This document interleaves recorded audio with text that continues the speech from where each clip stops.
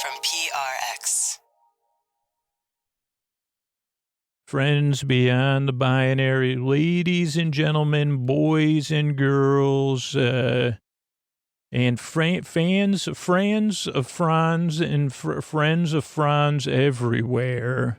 Whether it's a palm frond or one of the many other Franz I'm unaware of. I'm a friend of a frond. A friend of a frond is a friend. Doesn't make sense. A friend in need is a friend indeed. A friend indeed. Friend with cheese is a friend to me. And a friend of Franz is something hard to rhyme on, except when you could probably use it to gently move us in a pond. Ponds. Anyway, you say, what is this nonsense? I say, oh boy, are you in for a sleepy, strange treat? Because it's time for Sleep With Me, the podcast that puts you to sleep. All right, everybody, there is a podcast I cannot wait for you to check out. I just listened to the first episode, and it is called Blackberry Jams. It's presented by Ben & Jerry's, and it's a brand new podcast that looks at how jam band culture and black liberation intersect. It's made by two black fish fans, and Blackberry Jams dives into the fish fandom. You know I love fish. They're on tour right now when I'm recording this. There's been some epic shows, but this goes much deeper than that. By exploring the experience of black fans, this series is going to envision a community filled with liberation, love, and fish tickets by mail for all. It was co-created and co-hosted by Lenny Duncan and Leslie Mack. Blackberry Jams just launched this week. It's a 10-episode podcast series that features new episodes weekly through November 2nd, and it's available free on demand to audiences across major listening platforms, including Apple Podcasts, Google Podcasts, Spotify, Amazon Music, wherever you could find your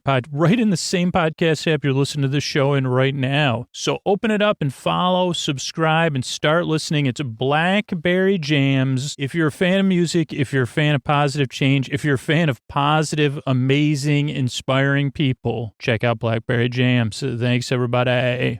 All right, everybody, it's time to talk about tonight's sponsor, BetterHelp. And I can tell you from personal experience, not just for myself on a weekly basis, but from other people in my life that I care about, professional counseling makes a huge, huge difference in your quality of life, in manageability, and flourishing, and being there for the ones you love, and being there for yourself. So if you're feeling depressed, if you're struggling with relationships, you're having difficulty sleeping or meeting your goals, BetterHelp offers online professional counselors who can listen and help. BetterHelp will assess your needs and match you with your own licensed professional therapist. You can start communicating in as little as 48 hours. And it's not a crisis line. It's not self-help. It's professional counseling done securely online. It's also so easy to use, but there's a broad range of expertise available, which may not be locally available in many areas. The service is available for clients worldwide. It's easy to log into your account anytime and send a message to your counselor. You'll get timely and thoughtful responses. Plus, you could schedule weekly video or phone sessions so you don't ever have to sit in an uncomfortable waiting room. BetterHelp is committed to facilitating great therapeutic matches, so they make it easy and free to change counselors if needed. It's more affordable than traditional offline counseling, and financial aid is available. In fact, so many people have been using BetterHelp that they're recruiting additional counselors in all 50 states. And our podcast is sponsored by BetterHelp, and our listeners get 10% off their first month of online therapy at betterhelp.com/sleepwithme. That's betterhelp.com/sleepwithme. Get matched with a BetterHelp therapist and get started. Sleep With Me is brought to you by Progressive. Have you tried the Name Your Price tool yet? It works just the way it sounds. You tell Progressive how much you want to pay for car insurance, and they'll show you coverage options that fit your budget. It's easy to start a quote, and you'll be able to find a rate that works for you. It's just one of the many ways you could save with Progressive. Get your quote today at Progressive.com and see why 4 out of 5 new auto customers recommend Progressive. Progressive Casualty Insurance Company and Affiliates. Price and coverage match limited by state law. All right, everybody, it's time for the Sleepy Supporter Zone. The part of the podcast I need you to hear is where I pop my peas. If you please, I thank the listeners who supported the sponsors, let the sponsors know about it. That really is how the podcast is here free twice a week versus being behind a paywall. And I wanted to thank Tech Jeeper from Twitter who got a Helix Plus, and they cannot wait to sleep on it. They let Helix know about it on Twitter. They let Helix know about it when they used our code, got our discount, and thank you so much because I could not do it without listeners like you. If you support a sponsor like Helix, let them know about it. Let me know about it, especially on social media, because then they say, wow, this person really is going out of their way, not just to purchase our product, but to spread the word about it. The sponsors are always, it just helps boost the signal, as they say. So thank you so much, Tech, Coffee, Jeeper, and more. Like, it's so funny using screen names and usernames. But thank you so much. Use the form at sleepwithmepodcast.com/sponsors if you support a sponsor, so I can try to thank you here on the Sleepy Supporter Zone. Second part of Sleepy Supporter Zone is you getting the support you need. It starts with empathy and compassion for yourself. And if you're having a tough time right now, there's resources you could connect with right now, international resources that you could get a hold of right now, right in our show notes. It's about supporting the members of our community, not just saying Black Lives Matter, not just saying stop AAPI hate, but taking action, learning more, and taking steps. And one step I'd like you to take is to go on social media to 1K Women Strong. And I'm just doing it right now on Instagram. 1K Women Strong and 1,000 Women Strong is a national constituency centered around the civic and communal advancement of Black women, and they get it done. They have a link to their link tree. I'll put it in their our show notes. They're doing webinars. They're talking about canceling student loan debt. They're talking about equal pay. So go to 1K Women Strong on your social media or use the link in our show notes. And that's an organization that I support. And you could do that right away by signing some of the petitions they have. And the next steps, registering for webinars. And that is the end of the Sleepy Supporter Zone, which is now over. Oh, Mystery Bard, a lot of people help out on the show. Who are they? Press posty poster some sounds like an earful. Wrote the theme song. Edits episodes. Carl W. the lecture. Also edits episodes. Kenny, Scotty, and Jennifer. Eric and the team at us down or on the website. I am the mystery bard. I do the lullabies, yeah. I do commissions at JonathanMann.net. I'll write a song for you. Any reason at all. You can tell me the story and I'll make it personal. You see the kindness shine straight on through when the listeners form their own Facebook group. Keith, Stacy, Sarah, Julie, and Jennifer. These are your moderators. Get support dear Scooter on Patreon. Buy the merch and support the sponsors. You can find anything you want at sleepwithmepodcast.com. And we're so proud that we could dance. Rusty Biscuit, Lois, Anna like banana. Leah does the transcripts. Thanks, Mystery Bard. What do you say I slow it down and get on with the show? Hey, are you up all night tossing, turning, mind racing, trouble getting to sleep, trouble staying asleep? Well, welcome. This is Sleep With Me, the podcast that puts you to sleep. We do it a bedtime story. All you need to do is get in bed, turn out the lights and press play. I'm going to do the rest.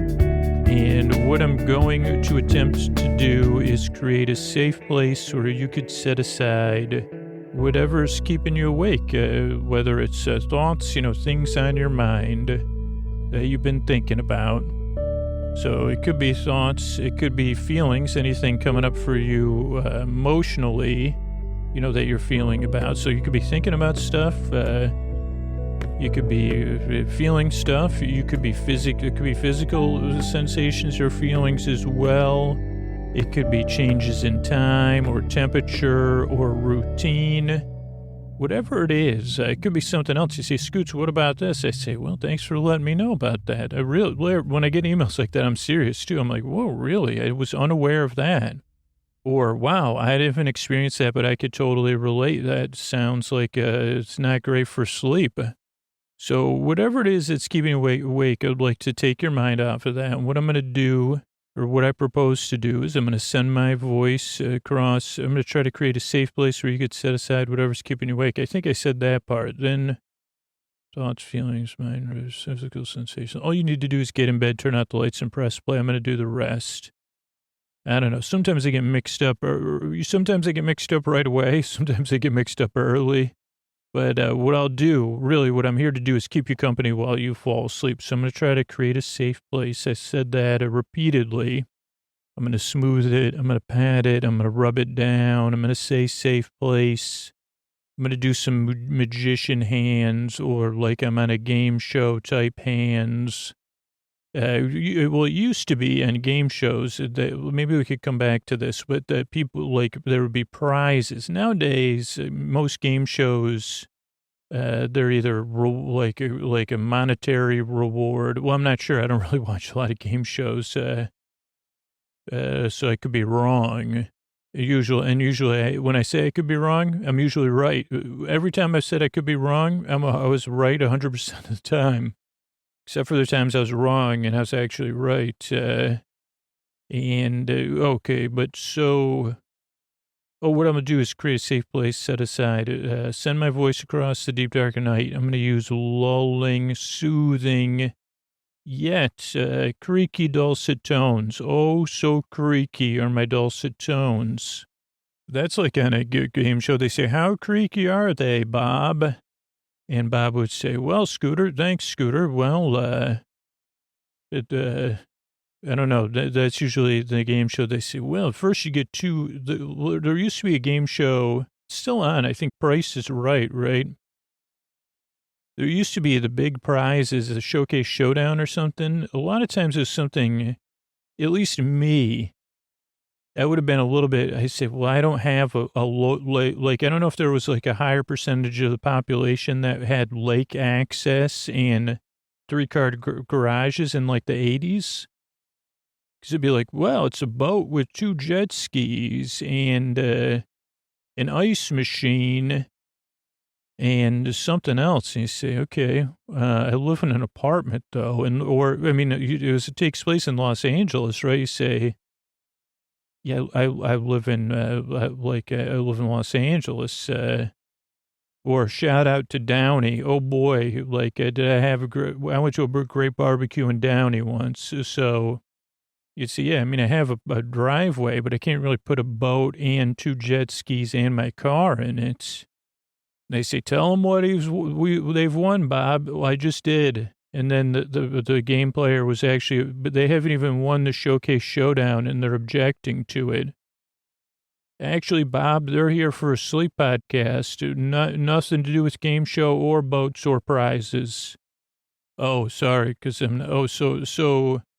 Pointless meanders, that superfluous tangents, along with my creaky dulcet tones, to take your mind off stuff and keep you company while you fall asleep. So if you're new, I'm really glad you're here, and I really hope I can help you. This podcast does not work for everybody. I just want to tell you that right up front. You say, well, so you've been talking, this is 10 minutes into the show. I say, yeah, that's kind of part of the sleep magic we do around here, the sleepy wind down magic. So let's see. Whoa, I forgot what I was going to talk. I always know what I'm going to talk about. So give the show a few tries. I hope it can work for you, but I'm going to give you some information too to help make it easier. Maybe to clarify, you say, oh, this is not the podcast for me, or maybe it is. So a couple of things that, first of all, if you're skeptical or doubtful, that's totally normal, because all of us that have trouble sleeping have tried a bunch of stuff and you say, well, I don't like that. Doesn't work for me. Got on my nerves. So I understand your skepticism. So that's one part. Then, let's see, the other parts. Okay, so other things that can throw new listeners off is, one, the fact I never get to the point and or repeat myself, and that this isn't really a podcast you pay attention to or listen to. It's a kind of a podcast you barely pay attention to. kind of like on a game show, like sometimes like you'd say, well, I'm going to pay, like if it's a game you're interested in, you say, oh boy, or a game you feel like you could participate in, you say, oh boy, I'm going to pay attention. But then when they do a game, like they had this one game on The Price is Right. I don't know if they still have it because I haven't stayed home from school in a long time. And that would be my prime time to watch that. But they had this thing, it was like yodeling to prices, yodeling up the mountain of prices. And I don't know how it was played, but there was a wooden yodeler who was climbing a mountain. And you had to figure something out. You say, oh, it ends in 0.09. The can of Campbell's soup is over $2, but less than $4. And they'd say, yodel-a-hee-hoo. And somehow you'd win. So that one I probably wouldn't be paying attention to just because it was, but there might have been other games where you say, like, where you say, I'm going to go fix myself a can of Campbell's soup or something, because you say, well, during that, before the commercial. And that's what this podcast is kind of like all the time. You say, well, I'm going to kind of close my eyes and barely listen to Scoots because he's talking about something that I just I almost understand, but I don't quite understand it. And I can't believe he's waited this long to say how much he loves Wayne Brady as host of, some part of my brain said Wayne Brady's not the host of Wheel of Fortune. Would I say, well, that's unfortunate.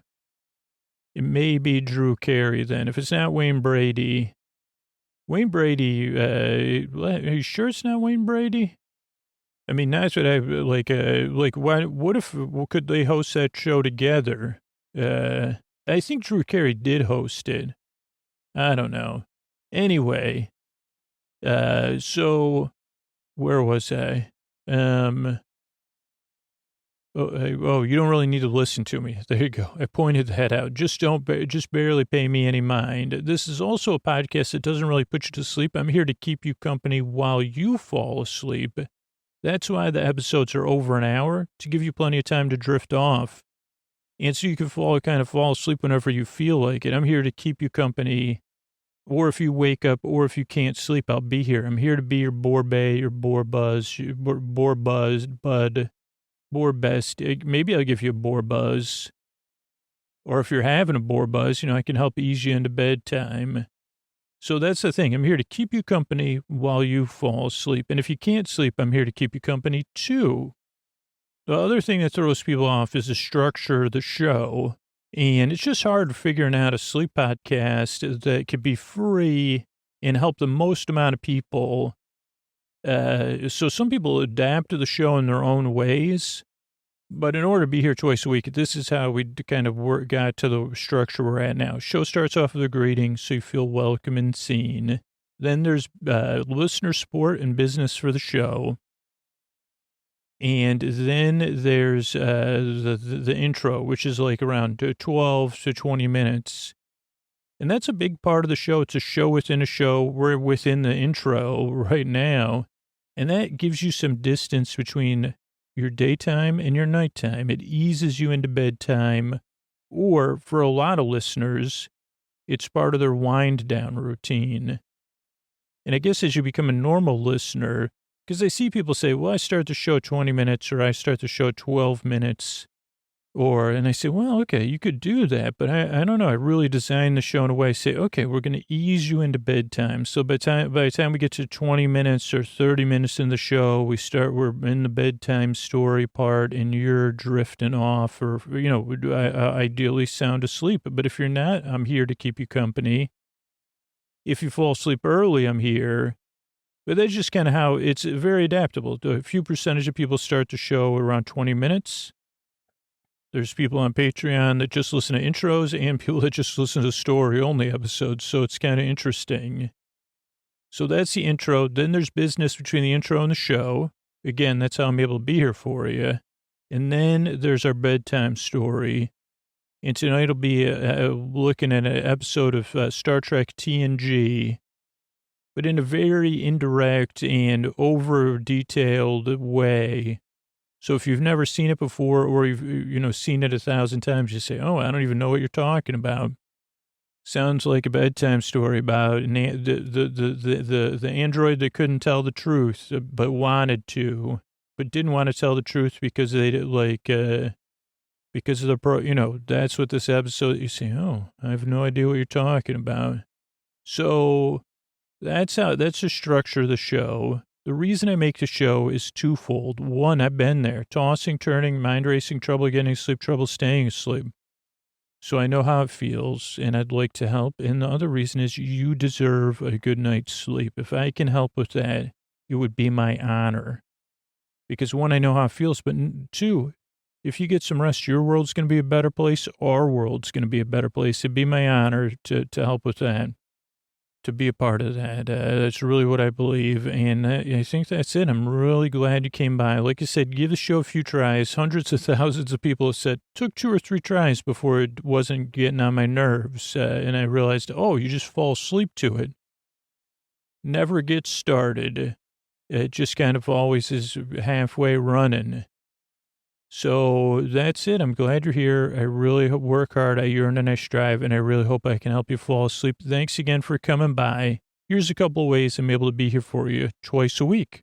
All right, everybody, it's time to talk about tonight's sponsor, Helix, and I'm going to make it super easy for you. HelixSleep.com/sleep. Anytime you think about, am I satisfied with my mattress? Take the quiz at HelixSleep.com/sleep. When you wake up aching and tired of your mattress, first thing you could do, HelixSleep.com/sleep. Take that 2-minute sleep quiz. Not only will it match you with the right mattress, you get a great discount. I love my Helix Dusk, and the reason why I love it is because I took that quiz and I got matched with something that keeps me cool because I sleep hot, that keeps me comfortable because I sleep on my side and my stomach. It fits my needs. What about your needs, right? That's why they designed the Helix quiz. Takes just 2 minutes to complete, matches your body type and sleep preferences for the perfect mattress for you. Because you don't want to buy a mattress made for someone else. With Helix, you're getting a mattress that's perfect for the way you sleep. And everybody's unique. They have several mattress models to choose from: soft, medium, firm. Like I said, great for cooling you down. They have a Helix Plus mattress for plus size folks. I love seeing everybody's experiences in reviews. You share me your unboxing videos. But like I said, if you're looking for a mattress, it's time for a change. All you need to do is take the quiz, then you order the mattress you're matched to, and the mattress comes right to your front door, shipped for free. Don't just take my word for it. Helix is awarded the #1 best overall mattress pick of 2020 by GQ and Wired Magazine. Go to HelixSleep.com/sleep. Take that 2-minute sleep quiz, and they'll match you to a customized mattress that'll give you the best sleep of your life. They have a 10-year warranty, so you get to try it out for 100 nights risk-free. And they'll even pick it up for you if you don't love it, but you will. And then you get a discount. Helix is offering up to $200 off all mattress orders, plus 2 free pillows for our listeners at HelixSleep.com/sleep. That's Helix, HELIX sleep.com/sleep for up to $200 off and 2 free pillows. Thanks, everybody. All right, everybody. It's time to talk about tonight's sponsor, Calm. And, a professional in my family's life just recommended Calm to us, to ease the transition from going from, taking some time off this summer and also for over the past couple of years of the slow return to the world, because it's not easy on any of us. And a part of it is settling into a new routine and getting back in the world is taking breaks, taking a break to unclench your jaw, relax your shoulders, take a deep breath. And sometimes we all need a little reminder to take a little time like that for ourselves. And Calm really can help with that. We're partnering with Calm, the #1 mental wellness app, to give you the tools to improve the way you feel. Clear your head with guided daily meditations, improve your focus with Calm's curated music tracks, and drift off into dreamland with Calm's imaginative sleep stories. And if you go to calm.com/sleep with me, you'll get a limited time offer of 40% off a Calm Premium subscription, which includes hundreds of hours of programming, and new content is added every week. Over 100 million people around the world use Calm to take care of their minds. Sleep more, stress less, live better with Calm. For listeners to Sleep With Me, Calm is offering a special limited time promotion of 40% off a Calm Premium subscription at calm.com/sleepwithme. That's calm.com/sleepwithme. You got to use our link to get 40% off unlimited access to Calm's entire library. That's calm.com/sleepwithme. Thanks, everybody. All right, everybody, it's Scoots here. We're talking Star Trek The Next Generation, Season 4, Episode 14, Clues. And I pretty much watched this video on some suggestions, but just because Guinan, it was on the holodeck. He said, wait a second, Guinan's going to be on the holodeck as a part of like a Dixon Hill mystery. Here's the one thing. If I had a holodeck, Charlotte had asked me this on a Facebook AMA or a Patreon AMA. Now that I think about it, here's what I'd do if I had a holodeck.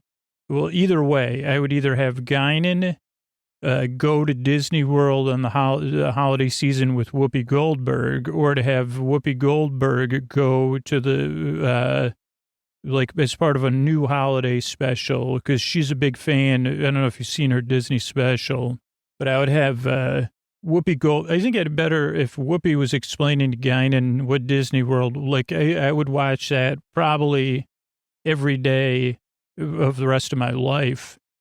I mean, if I could be there in person, that'd be even better. Not participating, though. Maybe just standing off to the side or working there and being like, oh, you don't know what a gingerbread shingle is? Well, thanks, Whoopi. Let me hold it here for you. Like I'm you know what I'm saying?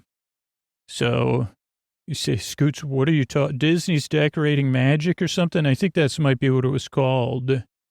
I guess I feel like I'm doing a live show because I'm waiting for parts of my brain to respond and be like, oh, of course, Scoots, I know what that show is. I said, weren't you watching it with me? Don't you live inside my brain? Doesn't that sound appealing to you? Guinan and Whoopi together at the Grand Floridian Hotel lobby, or other places, like interviewing cast members. Oh, you're here for Star Trek The Next Generation. Okay. All right, well, you just said someone, I mean, I thought like you wondered about my, okay, so we're here. The Enterprise crosses the screen from, it starts on the bottom left side of the screen, crosses towards the center. I've decided to attempt to start keeping track of that.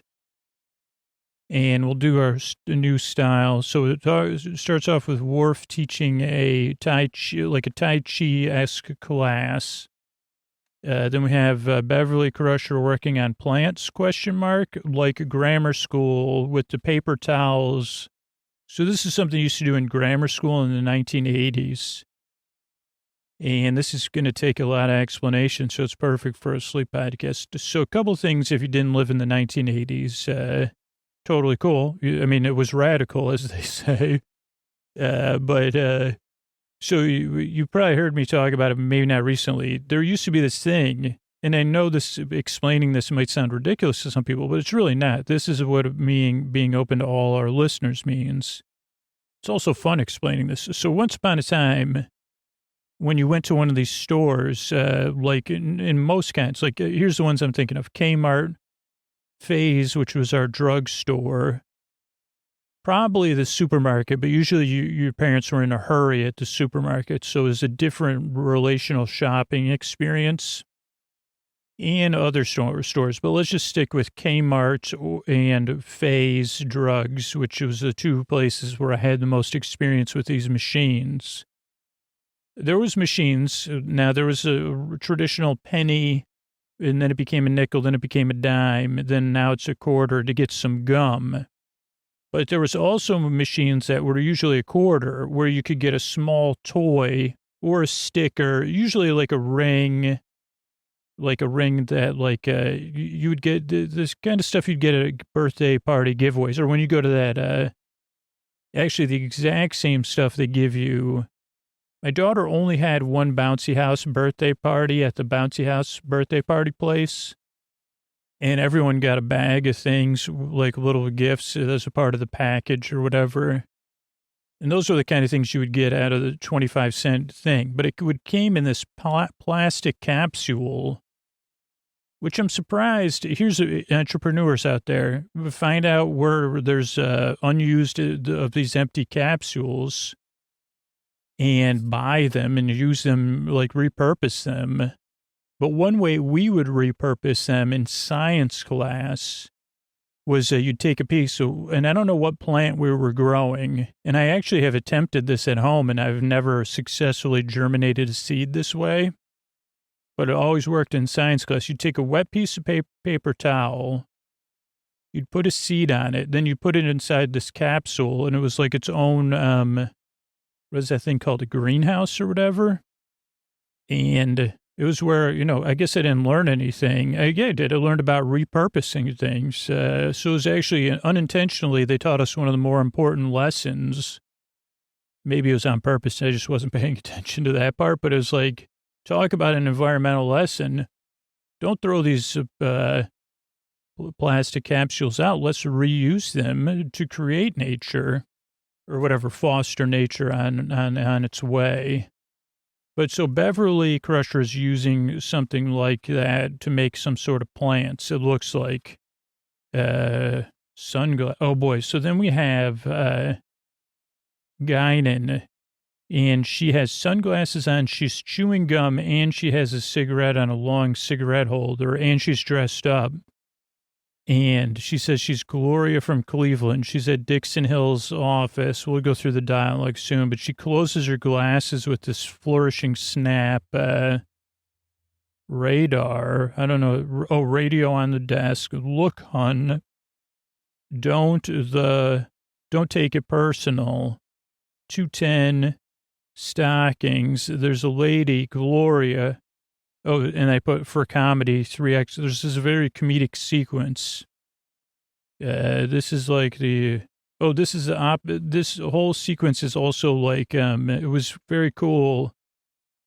This is an episode, one of those episodes that you're probably better off watching 3 times because you learn, there's so many gems, but then you can really appreciate the acting on the second or third time even more.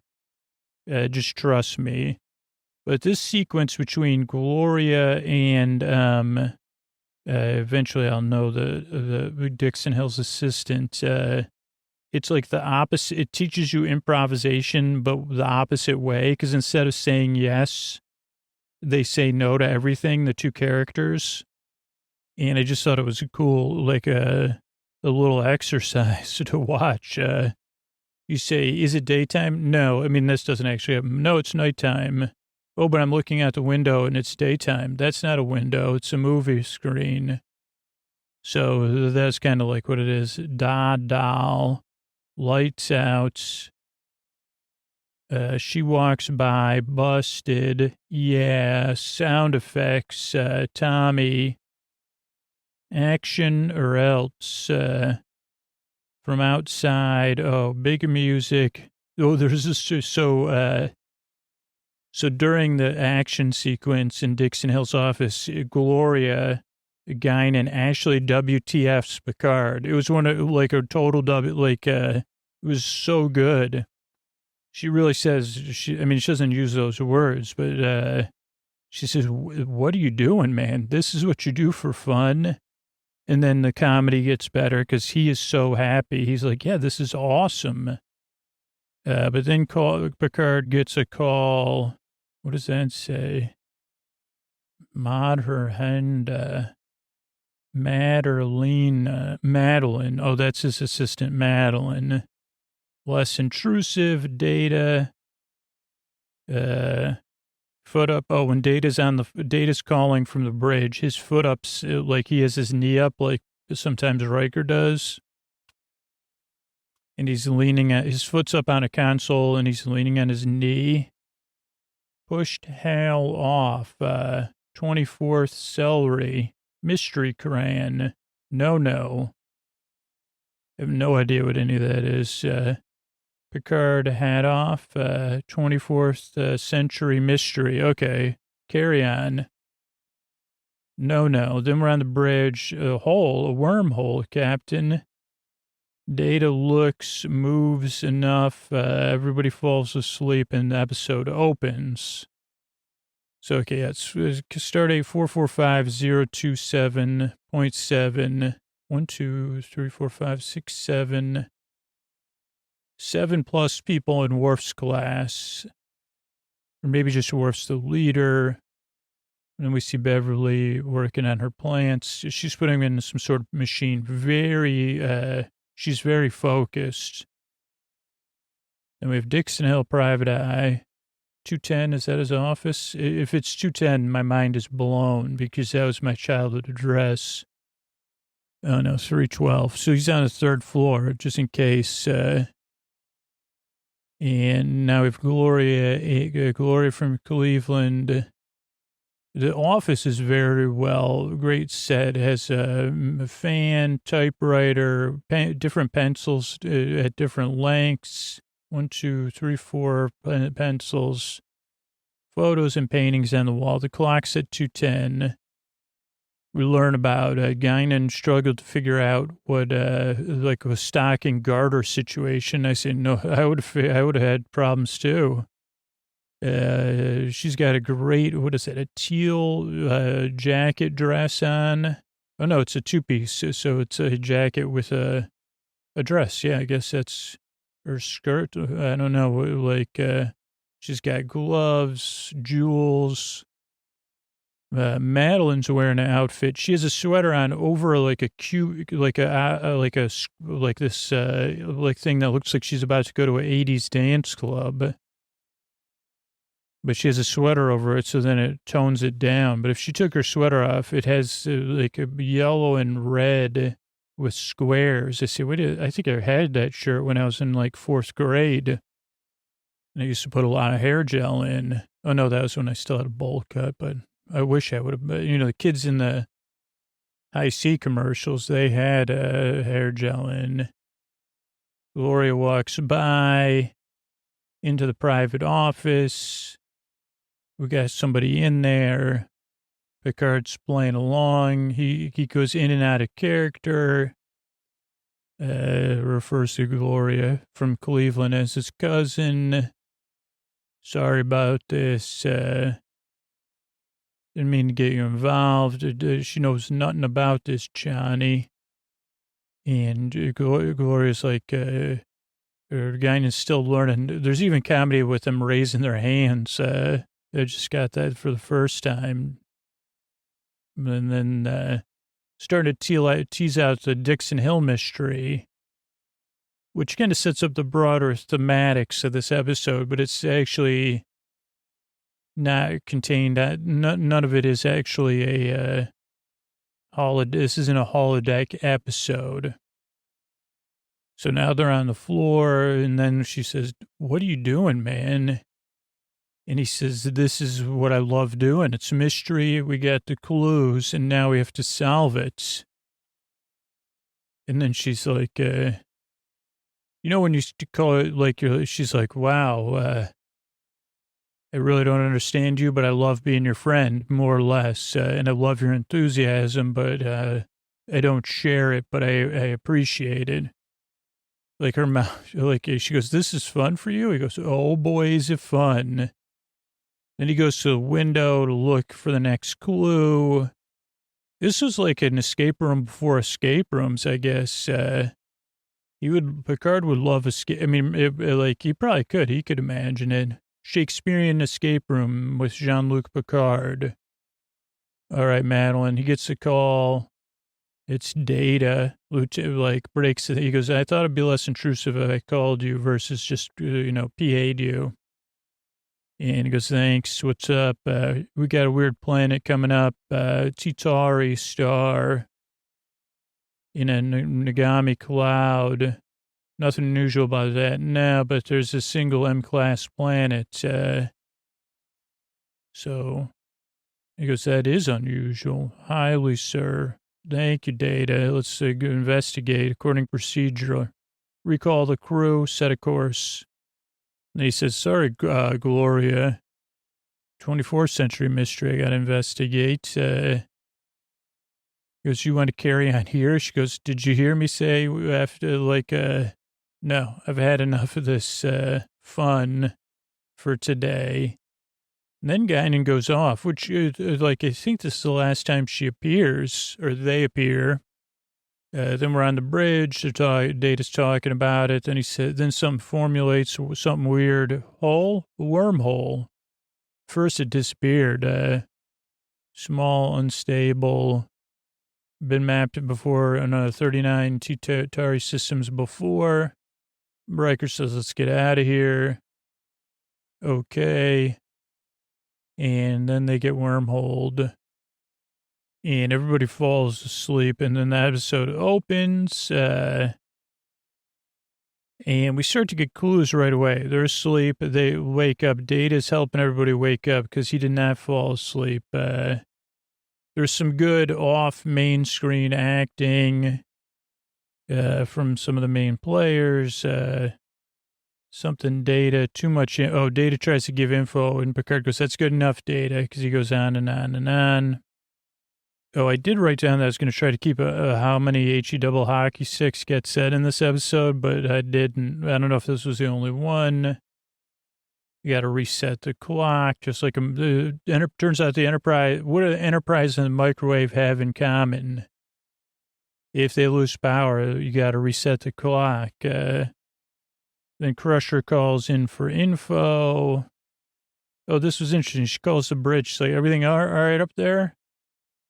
And she goes, is everyone all right up there, actually? And Picard goes, everything's fine on the bridge. But I was like, that isn't what she asked. She says, is everybody okay? Then all of the ship's okay. Then Troy's got to, she puts her head in her hand. She takes a breath.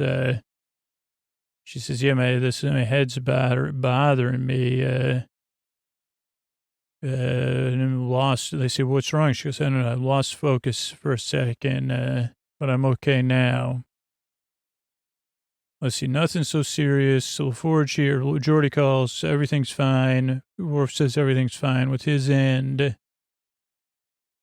And his counselor, you okay? Yeah, just out of focus or something. And she goes, it'll pass. Not too bad, all things considered. Lucky we didn't end up halfway across the galaxy. And Data goes, Data Droid explains. He goes, that wasn't a possibility. Small wormhole, short period, local phenomenon.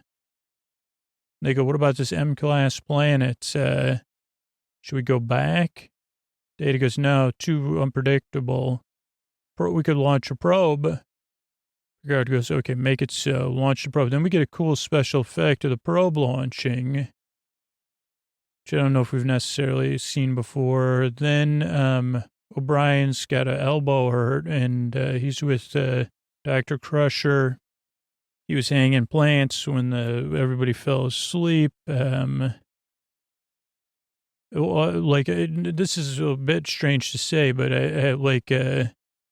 with the Chief's curly hair, I'd never seen his ears before, and I almost felt like he has nearly elven ears. And I don't know, I'm not saying it in a goof way. Like I just said, like his ears were almost elven. They're not elven, but I don't know. It just made me, I just wrote it down because I thought of it. Beverly's plants have fully grown. Oh, also he has sharp sideburns. And she goes, Alyssa? Is that one of the other doctors or physicians? And Beverly's stressed. She goes, you didn't by chance touch any of my stuff, did you? I said, holy passive question. She goes, Doctor, no, I would never touch any of your stuff. Sorry, Alyssa, just in case you did touch my stuff. So I said, wow, that's some work tension there. Then they're on the bridge. Titari, we got a video of it from the probe. Wait a second, it's not a Class M planet. It's a helium hydrogen planet, frozen. Riker goes, wait, it was an M class, though. He goes, why did we say one thing? Data gets wormhole messed up our readings, I guess. interference, probably. Not a M-class planet. But you can't get it by, I mean, here's the thing. I remember the first time, and again, sometimes people get, like, this is just, like, the facts and part of growing up for me. And the fact that there's different kinds of intelligence. And one of the things I like about Star Trek is that Picard and Riker, they're not, they're much more intelligent than me. And that's sometimes what you like in a leader, like, or most of the time, I guess you'd want that in a leader. And, you know, it's sometimes, now some people are just more intelligent or more intellectual, or they have a better cognitive ability to remember stuff and put it together. Like, and other people have different skills, right? You know, I'm good at this. So it doesn't mean it's less than, it's just an alternative to. But I remember the first time, like, I realized that there was people that had a much stronger intellect than me that were the same, you know, that were in my peer group. And it was both humbling and impressive. I remember the first time, was it like in a cohort, I guess, kind of type situation. And she was my age, and she was presenting this theory about something. And the way she'd explained it and the depth of her thinking, literally was beyond my cognitive ability. And she was able to then reformulate her thoughts and then present them to me and other people. And it was just humbling because I said, wow, like, your ability to conceptualize, understand, and there's other words, again, this is an example of it, like, to distill and process the information and then change it around and represent it. But even to grasp those concepts that she was kind of grasping and intellectualizing was well beyond mine. Now, this episode, you see that the power of this in leadership and why Starfleet and Enterprise in particular, even in the last episode, they said this is one of the hardest ships to get an assignment on. When you have many people, so you have Crusher, you have Riker, you have Picard, and then you have Geordi, Worf, and Troy, all, and I guess they all have different subspecialties, and maybe varying degrees of this intellect, but you see it playing out right now, because with Riker says, hey, well, don't you think it's a little specific? And Riker says, that's, yeah, sensor would give a specific misreading? I don't buy it. Time-space disturbance would have caused more confusion. Doesn't compute. Data tries to collect him. Maybe we should survey other stuff, but it would take like 6 days. Picard goes, nah, no time for that. Minor mystery. One that has been solved to my satisfaction, unless there's an objection, number one. We better get moving. First, Riker says no objection. And then we see Data go back to his work, but there is a zoom on his face that's intentional and some great acting if you rewatch it.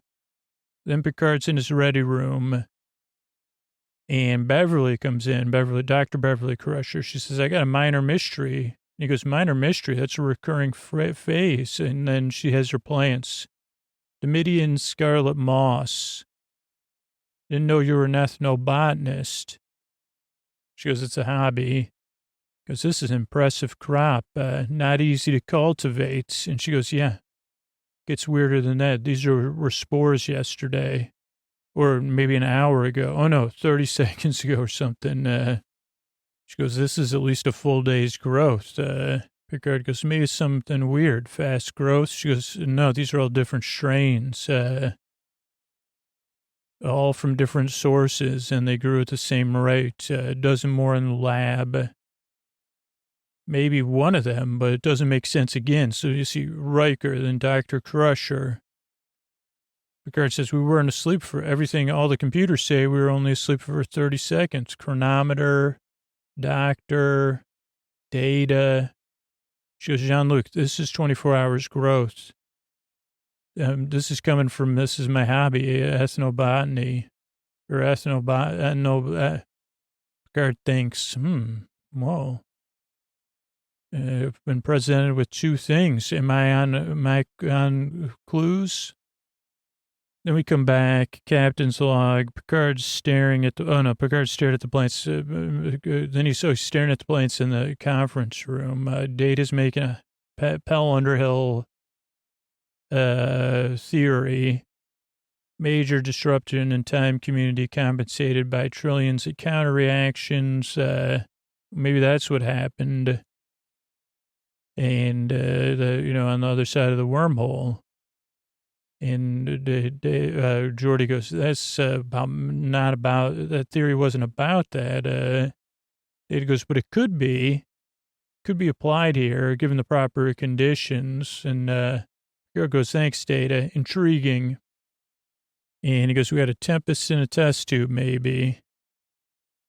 And he goes, Data, Mr. Nelson needed you to help him fix the sensor. Can you leave so we can talk about you behind your back? Deck 36. And Data says, as you wish. And they wait for him to leave, even Picard. You think Picard would be like, we're going to talk about you behind your back. But he goes, do you believe him? And Geordi goes, again, he goes, dude, there's no way that's embarrassing. I'm embarrassed for Data. No way you could connect that theory. Worf says, what are you suggesting? Picard goes, no idea. Never known Data to lie, but he goes, I don't know what's happening. What's going on? Everybody's thinking, Geordi's like, why didn't our beards grow then? I say, I would have never thought of that either. And you go, well, maybe it's a cover-up. They say maybe Data's malfunctioning. Could be he's telling the truth. And this is all a minor mystery. And Geordi goes, let's check the clock, see if it was tampered with. Then Crusher says, wait a second, I could do something with the transporter, trace analysis, something.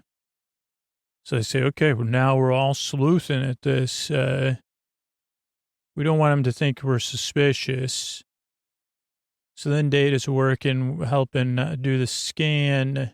Geordi comes down. He's very jocular in this one. And they say, okay, everything looks good. Data says, everything looks good. We're just checking the neutrino particle detectors.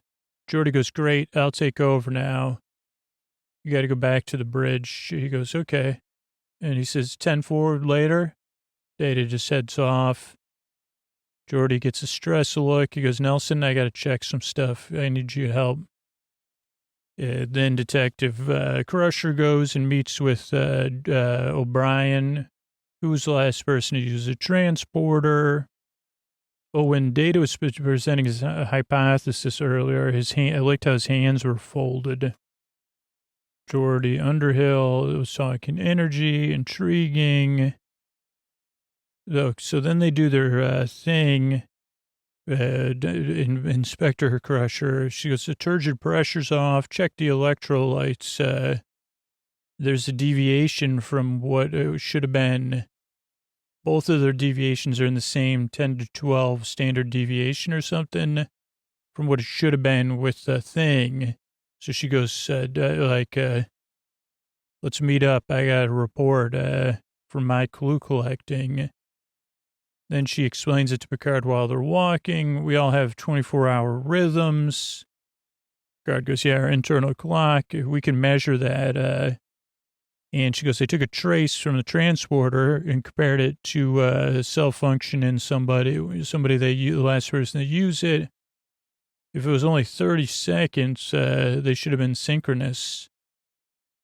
But they were off way longer than 30 seconds, Captain.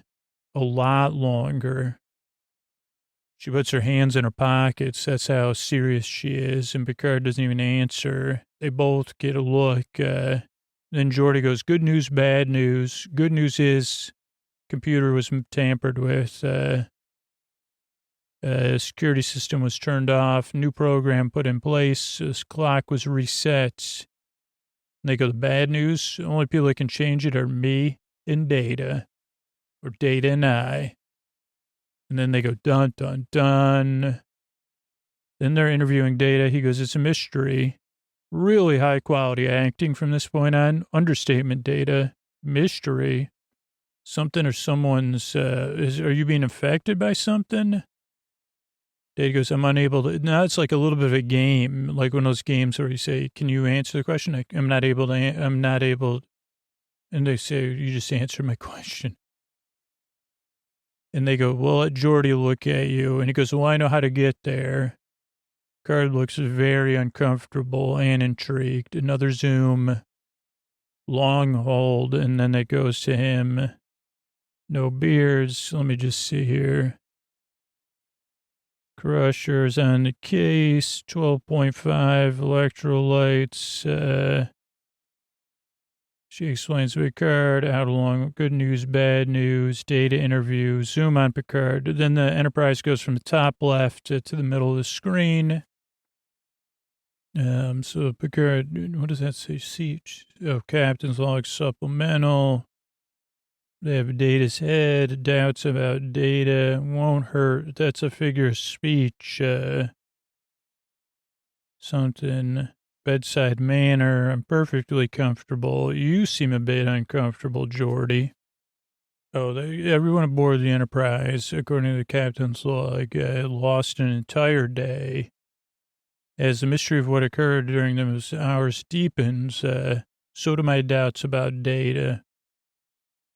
I'm your friend. Oh, that's what Geordi tries the old friend thing on him. And Data's face. So again, you get this great, this one really holds up well. Multiple watches. Holy. Pattern recognition. Everything's normal in your brain. Heuristic. So, I don't know. Geordi, are you uncomfortable? Yeah, Data. I thought we were best friends, but you're not being honest. If there's something wrong, maybe I could help you. Data goes, I cannot tell you anything beyond what I've stated according to the rules of this game. And Geordi's hurt and annoyed, and Data turns back towards the camera. Then Geordi goes on the bridge, says, I got to talk to Picard one-on-one, but everybody else can work, like, near everybody. Nothing wrong with him technologically that I can see. He's in perfect condition. Picard goes, I was hoping you'd find something. Geordi goes, it could be beyond my capabilities to detect something, but mystery started when we, that Class M planet, right?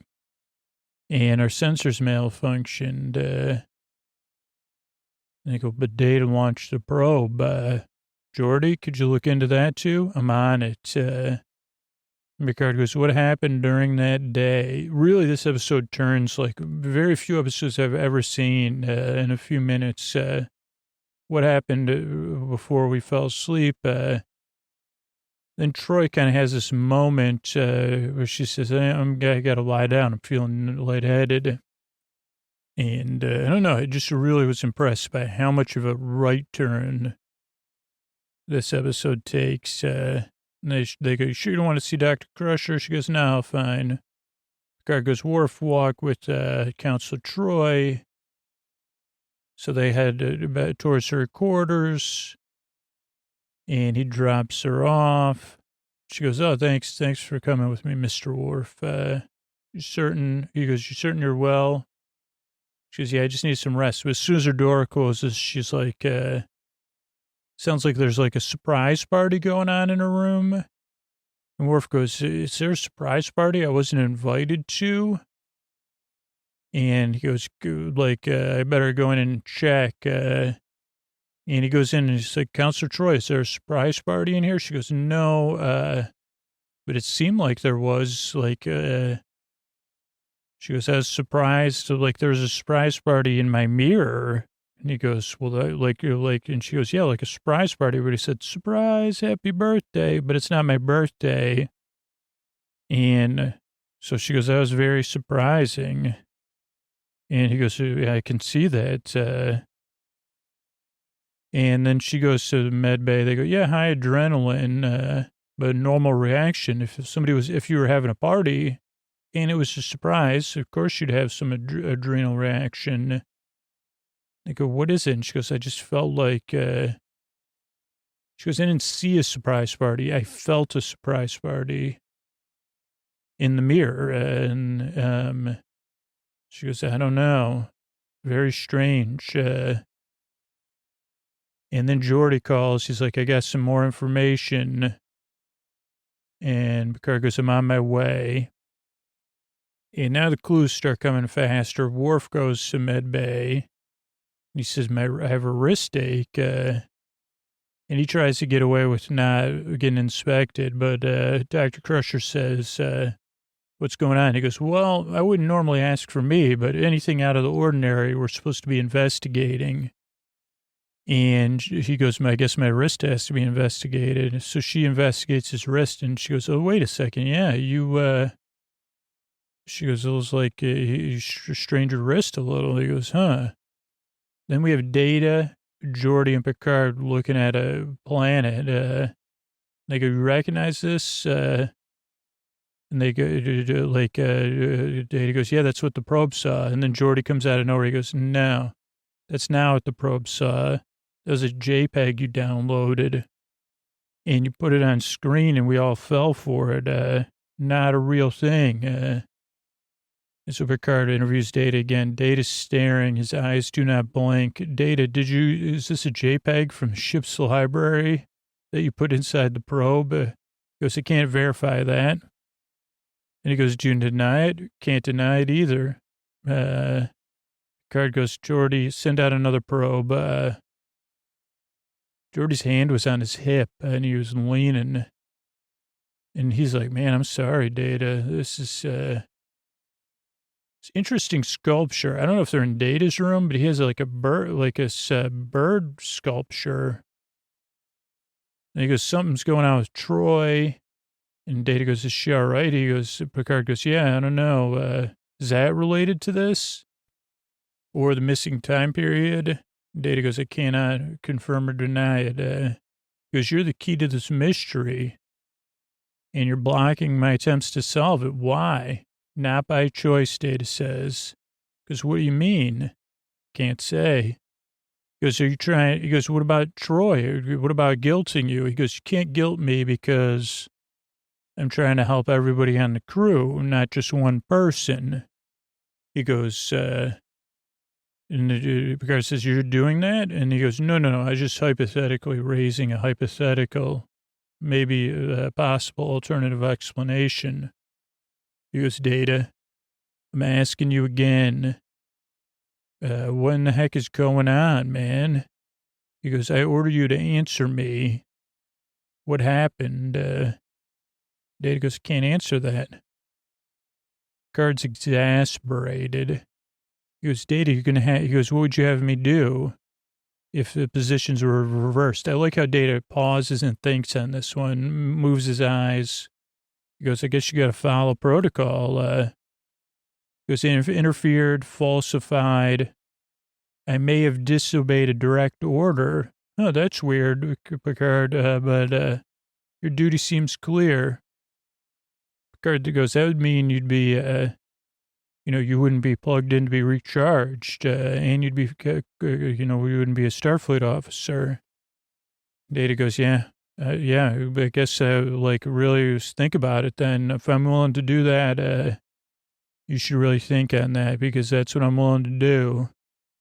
Picard takes a breath. We go to commercial. Then we go back. We go to Troy, Worf, and Picard. And, or Dr. Crusher, Worf, and Picard. She goes, he twisted his wrist, and he even got iced. And they go, when? And she goes, during that 24 hours, I guess, because we have all our ices stocked, except for one. So it did get used, but she goes, I signed it out probably. And Worf goes, I don't know how I would twist my wrist, except, because one time, when Data and I play Thumb Wars, 1, 2, 3, 4, I declare a Thumb War. He goes, that's the only person that could have done it. And Picard goes, maybe. But he goes, I think Data is, thinks he's acting in good faith in the best interest of the Enterprise. And Geordi calls again. We're going back. The probe's going back to the other planet. Let's go. He goes, okay, now we're going to get some answers. They all go to the bridge. So we got our whole team now. Not Troy, though. Okay, they say we got a planet, M-class planet. That's the one. A so-called wormhole. Affirmative. No time-space distortion. Probe should see something, even if the wormhole's gone. Picard goes, there is no wormhole. Never was. Riker goes, what? It was a ruse designed to throw us off the track. Clever ruse. Crusher's incubation experiment, the computer clock. There's a missing day somewhere. And he goes, I think we were around for it and fully functioning, even though we don't remember it. Maybe something else was going on. And Crusher goes, well, we must have been successful. He goes, not necessarily. Data's behavior would say we weren't successful. Why would he sacrifice his career rather than tell the truth? And then Worf investigates. He says, what could be stalemate? Compromise could have been reached. Picard says, the force data, be quiet. And then Riker says, well, okay, then we're upsetting the stalemate by investigating. Maybe we should leave it alone, but we can't because now we know about it and we have to be able to trust data. So he goes, Ensign, take us back to the scene of the mystery. Titari system warp 2. So they go back. They're in sensor range. They drop to impulse, put up the shields. And energy field shows up, a green one, like a green smoke between them and the planet. They hold position. It shoots one thing, an energy pulse that approaches the Enterprise. Then they cut to Troy sleeping. She has sparkly bed sheets, and she's sleeping, and the green smoke goes and visits her. And at first they're like, nothing happened, just a strange energy pulse. But she sleeps on her back with her head up. She wakes up as a green smoke kind of talks to her. It's a surprise. It's like a surprise party balloons. And she goes, then Data's in his office. Troy comes in. He goes, Counselor Troy. And she's got this like auto-tune thing where she says, plan failed. She's singing in auto-tune. Because you've returned, your ship's in our space again. Data goes, I couldn't stop it. She goes, here you are. He goes, the Enterprise isn't doing, we're not here to make trouble. Give me more time. Then Geordi comes in, goes, everybody, we got to get to the bridge. And Data goes, we're having a moment here. And he goes, please don't do anything. Just give me some time to salvage the situation. And the Troy green smoke person, they take a breath. Data goes to the bridge. He goes reporting. Picard's shoulders are tense. He says, we're back where it all started, Data.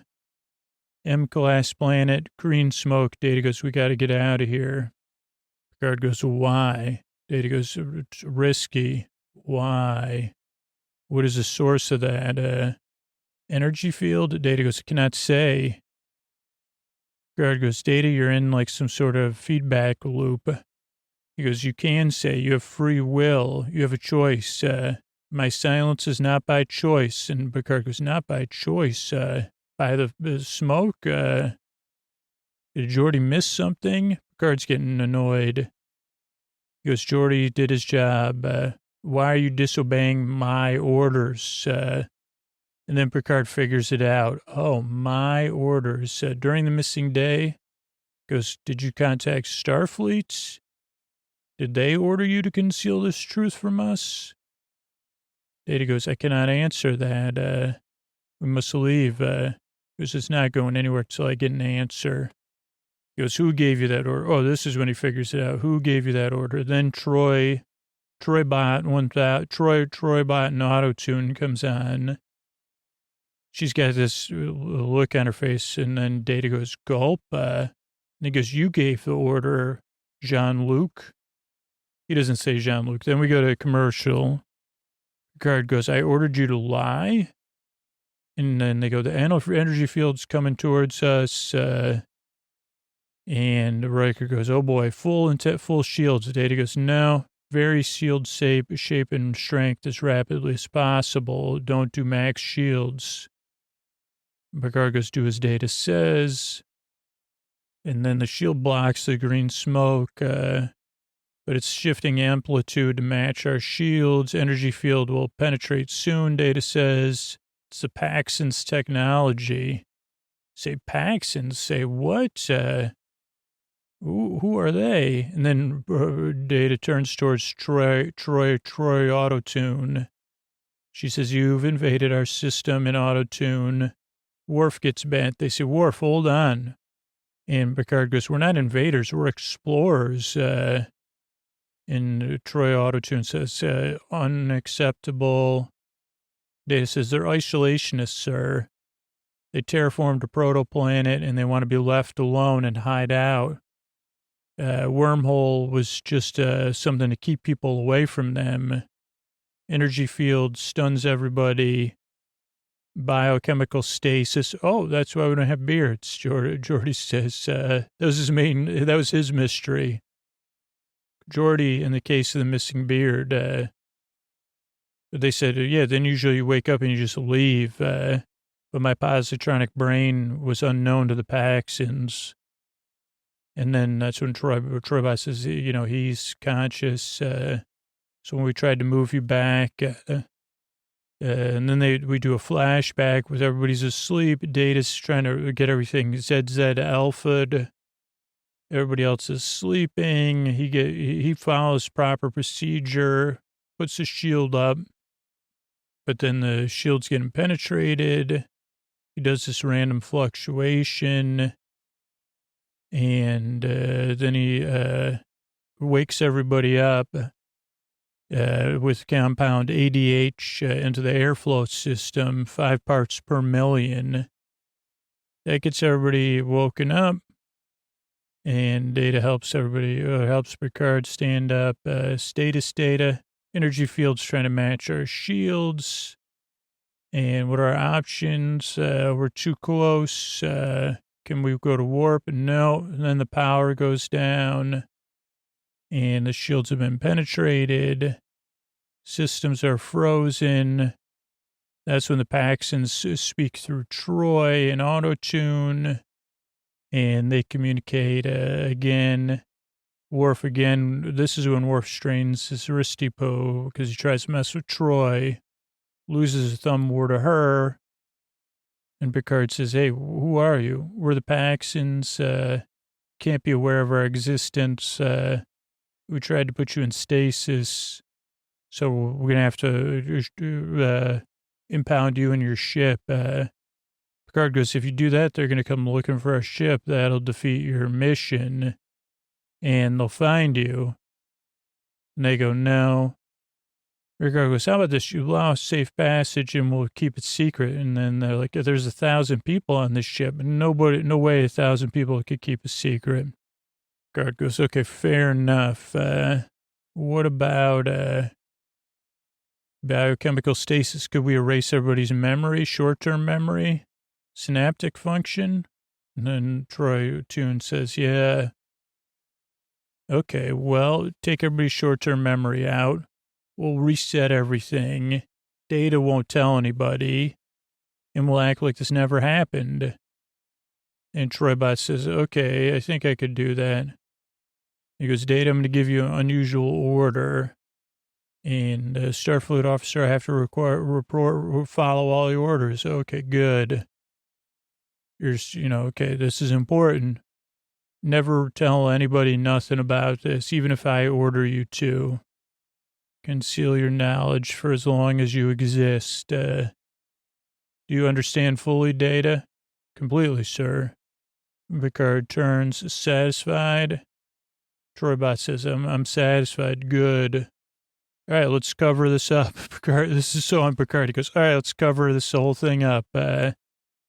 Any information that'll lead to this incident. Let's get to work. Then we go back to present time. Data's still explaining it. Yeah, we tried to erase it, reset the thermometer. Everybody's memories were gone. And we woke up and it tried to make it look like only 5 minutes passed or whatever. And here we are. Here we are again, Picard says. Troybot says, your ship failed. Ship's got to go. And Picard goes, the plan failed because clues were left behind that suggested a mystery. And mystery is irresistible. It has to be solved. The incubation, the wrist, the the things, evidence suggested more clues. The clock, the transporter, data. He goes, what if we get rid of those clues and begin again? This could be like a rehearsal. He goes, we learn from our mistakes. Second time we'll succeed. We'll leave no clues. And then Troy says, you're a most unusual species. All right, worthy of a second chance. Proceed. And then the green cloud leaves. Troy falls asleep, then wakes back up as Dr. Deanna Troy. Welcome back. And he says, okay, Picard goes, so let's implement Project Cover-Up. And this time, let's get it right. And that's it. And then the Enterprise goes from bottom left to top right of the screen. And Picard wakes up. Just like last time, Data helps him. What happened? Effect from wormholes intense. So it would seem. Everyone fell asleep but me. My positronic brain. How long were we out? 30 seconds. Current position, 0.54 parsecs from 285-147. Could be worse, Picard says. Yeah, wormhole's a local phenomenon. Crusher checks in. Enterprise went through a wormhole. Entire crew was asleep for 30 seconds. Anyone on the bridge? Everybody okay? Apparently not. Let's check the other decks. Crusher out. Status. Everything looks good with the ship. No damage. Counselor Troy, general disorientation, but nothing serious. And Picard says, okay, what about that Class M planet? And Data goes, oh boy, I forgot to cover that up. Replot, of course. Data says, sir, readings could have been from the wormhole. I recommend against returning. It put the Enterprise in trouble. Riker goes, yeah, let's launch a probe. Data goes, probe it is, but it was Riker's idea. I didn't realize that. So Picard goes, okay, make it so. And let Starfleet know there's something weird out there. And he goes, aye, sir, engage. Then we zoom on Data, who has this amused look on his face like a kid hiding. I think we got away with it. And the episode comes to a close. Good night, everybody. I want to thank everybody that became a patron recently. Sarah, Snow, and Jody, thank you. Thanks. Good night. Eileen, Jesse, and Isabel, thank you. Thanks, and good night. Leah, Hugh, and Hubbards, thank you. Thanks, and good night. Debbie, John, and Dawn, thank you. Thanks, and good night. Theodore, Haley, and Dennis, thank you. Thanks, and good night. Doug, Victoria, and Kate, thank you. Thanks, and good night. Rachel, Dylan, and Nicole, thank you. Thanks, and good night. Roscoe, Leah, and Carolyn, thank you. Thanks, and good night. Philip, Sarah, and Asher, thank you. Thanks, and good night. Angela, Bruce, and Thomas, thank you. Thanks, and good night. Marie, Tess, and Ken, thank you. Thanks, and good night. Farine, Kathy, and Ashley, thank you. Thanks, and good night. Joe, Emily, and Doug, thank you. Thanks, and good night. Reese, Alexandra, and Laura, thank you. Thanks, and good night. Christopher, Nathan, Sophia, thank you. Thanks, and good night. Yuri, Eric, and Julia, thank you. Thanks so much, and good night.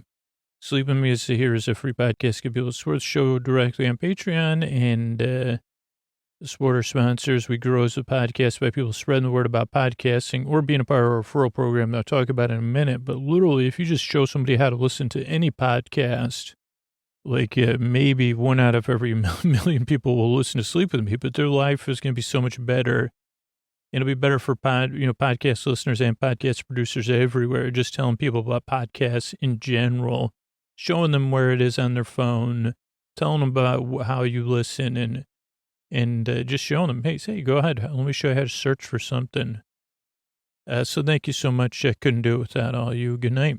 Hey, everybody, Scoots here. Before I tuck in, I just want to let you know about our referral program. That's where you can get great rewards for free, just referring people to podcasts. And you can do that at sleepwithmepodcast.com/refer, REFER. And you just let people know about the podcast. Use this special link. You share it on social media or wherever, you share online.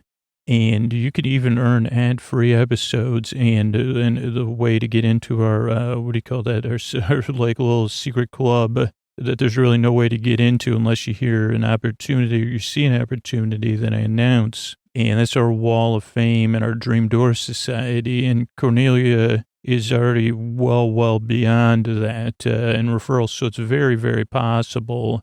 And I haven't checked it in the last couple of weeks, but I'm sure a couple other people are up there getting close. But it all starts with that first referral. And you just let people know, hey, this is a podcast that helps me fall asleep, that I enjoy listening to. That's at sleepwithmepodcast.com/refer, REFER. Thanks, everybody.